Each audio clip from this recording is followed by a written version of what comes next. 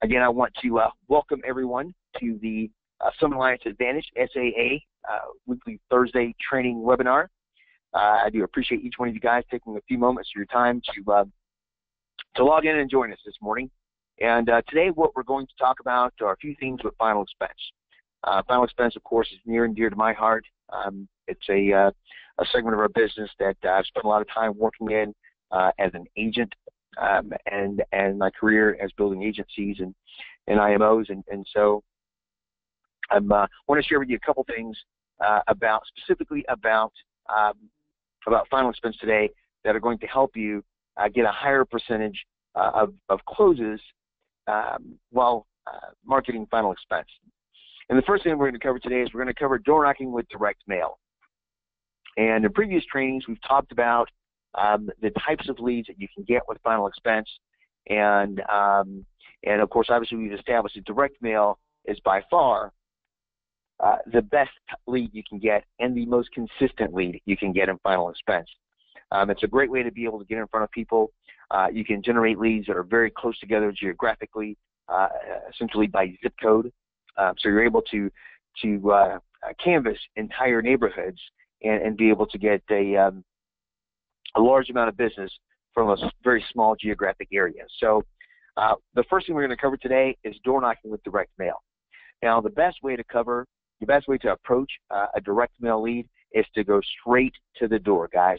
And there's a saying that I've always used in final expense when working with direct mail leads: the phone is not your friend. Okay, the best approach is for you to take this direct mail lead and go directly to the door. Now, why is that, you ask? Well, for a number of reasons. Number one, this will increase your chance of getting to the table. At the end of the day, when you make the initial approach, your primary objective is to get to the table, and by knocking on the door, you're going to have a higher instance of getting in and sitting down with your prospective client. People are nicer in person, so you don't get that rejection that you could get on the phone sometimes when someone writes you off, even though they just mailed in that response card, 24, 48 hours before. They're not necessarily expecting your call. So when you call and you're not a friend, you're not a family member, typically the only two types of other people that call are people, both kinds, want money, either a bill collector or a telemarketer. And both times, most people will write you off. So even though you've got an invitation. And so what I look at when I'm door knocking is I look at the direct mail lead as an invitation to take care of their final expense needs. And so when you go to the door, what you want to remember is it's a couple things. Number one, your primary objective is to get to the table. And number two, you want to use the lead as a visual. So, and quite simply, it's easy. You get to the door, you knock on the door, you say, "Hi, Mr. and Mrs. Smith. My name is BJ. We received your request here regarding your final expense benefits you may qualify for. I'm your assigned agent. I was in the area. It takes me a few minutes to go over it with you. Do you mind if I come in?" Now, a couple of things in saying that, and it's a very, very brief statement. If you say that with a warm smile and you're showing them what they sent in, they're 99 times out of 100, they're going to be very open and warm to you.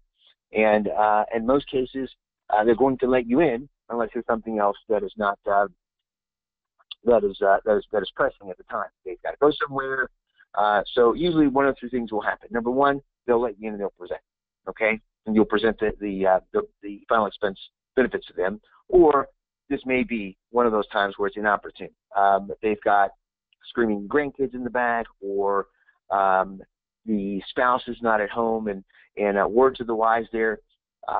You always want to make sure that if your prospective client is married, that both spouses are at home to hear the presentation. That is extremely important. So, and if it's not a good time, then you set a time to come back and go over the final expense benefits that they qualify for.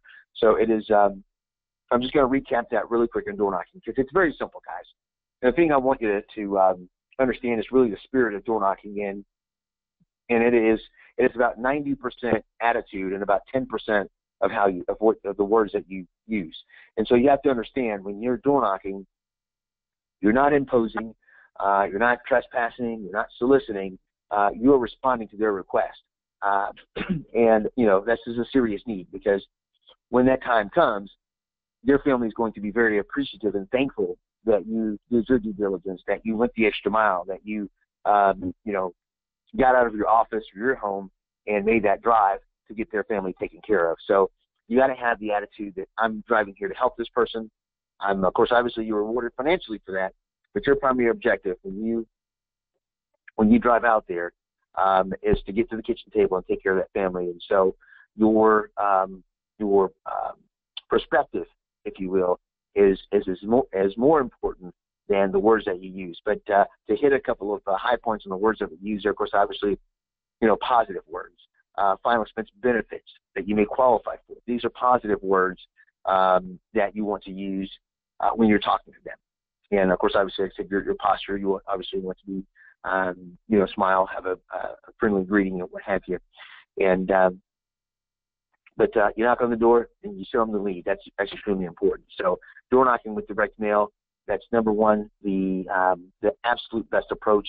And number two is very simple in doing that, guys. There are some additional things that kind of go along with that, and that we cover in boot camp with as far as trash and various things like that we cover as well, and routing out stops and what have you.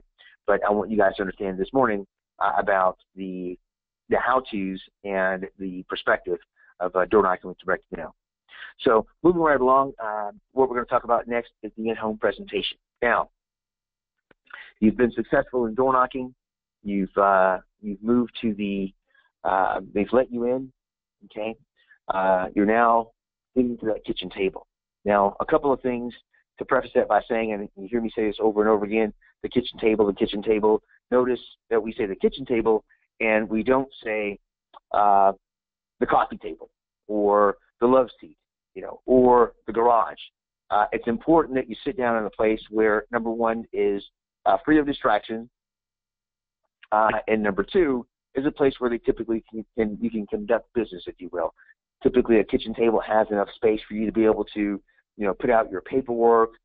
If you're using a laptop, you've got space to do that as well. A place where you can conduct business. And most people, when they sit down to plan their monthly finances, make out checks, and all those things, they typically do it if they don't have an office, and most people don't, especially in this market. They sit down and do it at the kitchen table. So this is where they normally not just eat their meals, but this is also where they conduct their family business. So they're accustomed to, making financial decisions and moving things ahead financially at the kitchen table. So you'll make sure you do that. So I'm going to walk you through the steps of the in-home presentation. Now, again, like door knocking, perspective is extremely important. So it's important what you say and that you follow each of these 7 steps closely, but it's also very important that your perspective is correct. And the thing is, as I said before, when I'm door knocking, when you're door knocking, you want to have the attitude that you're there for their benefit, okay? And you are. You have to have that understanding. So, and they've made a request for you to take care of their benefits. So you're not there to show them some options and follow up later. You're not there to leave brochures. You're not there to maybe just lay it out there, see what they think, and maybe they'll buy some and maybe they won't. Your objective when you sit down at that kitchen table, remember your objective in door knocking was to get to the kitchen table. Now you're at the kitchen table, your objective is now to walk them through the process of applying for final expense life insurance, okay? So you're not there to sell them anything. You're not there to like I said, leave brochures or what have you. Your process, you're there to walk them through the process. This is your objective, to walk them through the process of applying for final expense life insurance and get them approved so that their needs have been met. They've already asked you for it, okay? So let's start. Step number 1 is obviously the warm-up. Now, this is essentially, for lack of a better word, lack of a better phrase, this is small talk, okay? And this basically makes this a personal transaction. So I'm not just an insurance person that comes in here and very cold and methodical, but I am someone like you. I have a family. I am someone who cares about what it is that I do. I care about your family. I want to get to know something about you. And so here, there is no, I guess, right or wrong way. Really, you want, at this point, you're spending about 5 to 7 minutes on average talking about things asking personal questions.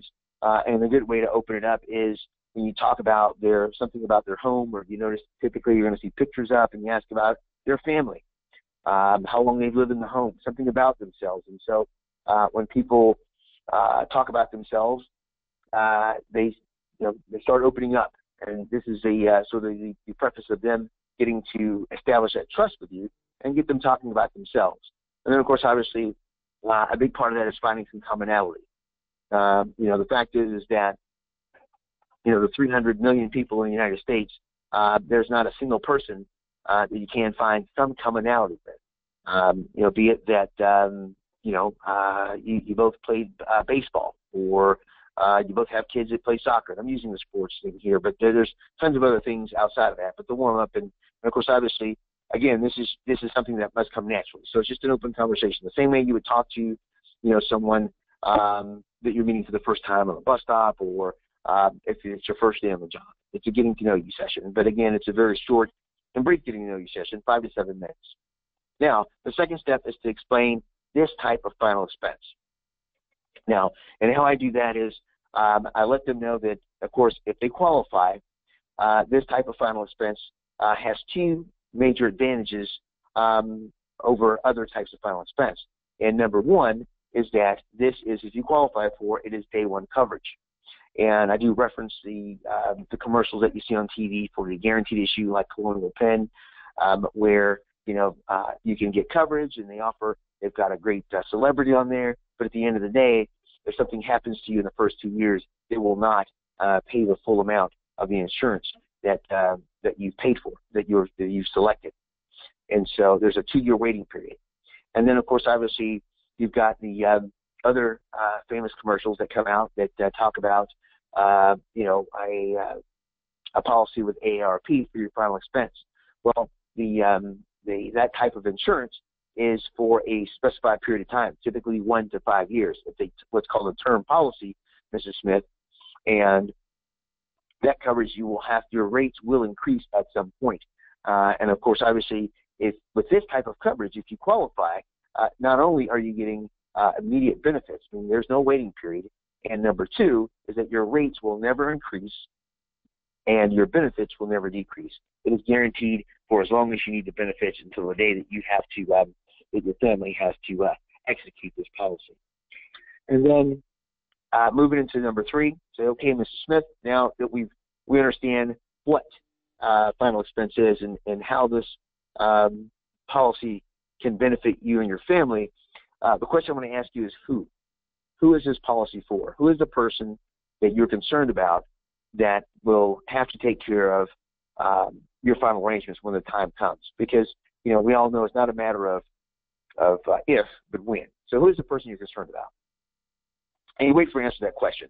And there's always an answer to that question, because at the end of the day, if they had no one to be concerned about, they would not have requested the insurance. So when they made that request, they were not thinking of themselves, they were thinking of someone else. And when they tell you, okay, it was my daughter Susie, then you move to number 4 and say, you make this statement, and again, you want it to be natural in your own words, but you say to them, okay, well, Mrs. Smith, that's why I'm here. Okay, I'm here for 2 reasons. Number one, I'm here for, your daughter Susie, who you're concerned about, obviously making sure that when the time comes that she's not burdened with, how to pay for your final arrangements.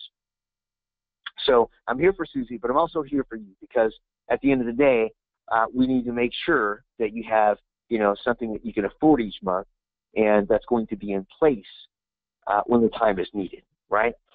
So what I'm going to do for you today is I'm going to go through all the final expense companies, find the best program you qualify for, and then we're going to tailor that to fit your budget, okay? And 99 times out of 100, you get a head nod or you get a yes. You almost sometimes get a sigh of relief, like, wow, okay, this is finally going to get taken care of. I don't have to worry about this after today. And so that's getting a soft commitment. So when they acknowledge that they are going to, basically, I'm going to buy from you today. So what they're saying when I make that statement and they agree, they are saying that, BJ, if you can find something for me that I can afford, then absolutely I'm going to buy it today. I've taken too long to do this, and I'm ready to go. Let me explain to them, okay, I'm going to ask you a few questions, as I said, to kind of figure out the best program you qualify for. You'll go through the health questions, which will, again, allow you to determine what they qualify for. You know, what product they qualify for. So if you've got certain health conditions, you know, we have a myriad of products that can cover, that offer day one coverage for a myriad of serious health conditions. And so once you determine what they qualify for, you're then going to run 3 quotes, okay, and write them down on paper. And you're going to put on the left side, you're going to put the amount of coverage, 3 options, and on the right side, you're going to put what each of those coverage amounts equals in premium, you know, what the cost is for that in premium. And then you show it to your client. Now, here's a little nugget here. You want to make, of the 3 options, of course, obviously, you want to make the middle option around $50 to $60. Okay, so your coverage options may be different for a 52-year-old female non-smoker versus a 78-year-old male smoker. So your coverage option may be 5, 10, or you know, 15,000. They may be, you know, 10, 20, or 30,000. They may be, but in either case, I turn around the options. I show them to them. I said, okay, well, Mrs. Smith, okay, what I have here are the most popular options for your age bracket. And but do understand, so if I've got a $5, $10, and $15,000 coverage here, do understand that you do qualify with this Premier program. If you do qualify for the Premier program, you can get up to $25,000 in coverage. Okay, but what I have here now is 3 options here. $5,000 would be, you know, $27.19. $10,000 would be $53.44, and the $15,000 would be $71.19. Now, Mrs. Smith, looking at these options, which of these you think works best for you, and more importantly, which one works for your budget? That's number 6. I'm offering the options. And then they're going to, typically, they may have some questions. I'd say probably 8 times out of 10, they're going to point to one of the options on the page, and more than half of those times is going to be the one in the middle. But they may have a question here. You answer the question, and then again, we're back at the closing statement. We're looking at the options and allow them to choose one. And once they choose one, then you make your closing statement. And typically, what I like to use, which is sort of it's non-threatening, is okay, great. Let me see your driver's license. As they're getting their driver's license, I start explaining to them the process of what we're going to do. So great. What I'm going to do is I'm going to allow you to actually be able to apply and get an approval today. Okay. So, and then we go through the process of actually doing the application. And of course, obviously, we have carriers that you're able to do submit the application by phone and or by e-app, and so you would just walk them through the process. So remember, the one thing that, going back to the beginning of the at-home presentation I talked about, was perspective and understanding your objective in this process was to walk them through that process of applying. So when you walk in, your posture and your attitude and your demeanor are basically 70% of what it's going to take to get you through the sales process. So, and then understanding getting them through this thing. And the one thing you have to make sure you do every single time, do not discuss the price. Don't offer the price until you've already asked the magic question, okay, the who, as is for, and gotten the soft commitment. That's what we're going to take care of, guys. So with that, I do appreciate you guys joining in, listening to the webinar. This is BJ Chambers signing off. We'll see you at the top.